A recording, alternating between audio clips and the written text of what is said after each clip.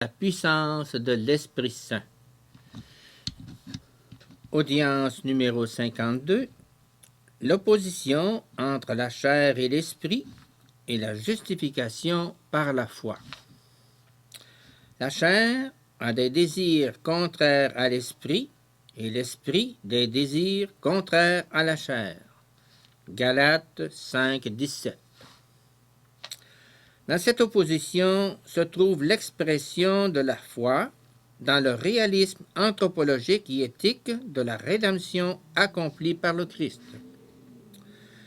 La vraie pureté, comme aussi l'impureté, se trouve dans le cœur et provient du cœur humain. Tous les péchés sont l'expression de la vie selon la chair, qui est en contraste avec la vie selon l'esprit.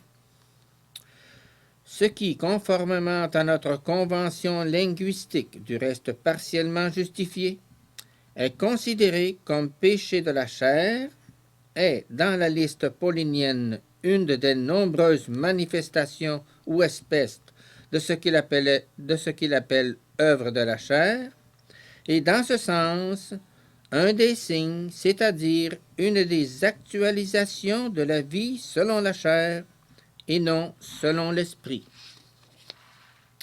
Si par l'esprit vous faites mourir les œuvres du corps, vous vivrez. Romains 8, 12, 13. Le terme mort ne signifie pas seulement la mort corporelle, mais aussi le péché que la théologie morale appellera péché mortel. Celui qui les accomplit n'aura pas en héritage le royaume de Dieu. Galates 5, 21. Le Christ nous a libérés. Galates 5, 1. Par la charité, mettez-vous au service les uns des autres. L'homme obtient la justification dans la foi opérant par la charité. Galates 5, 6.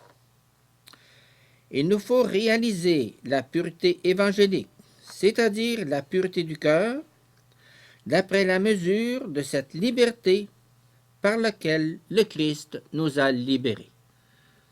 Audience numéro 53.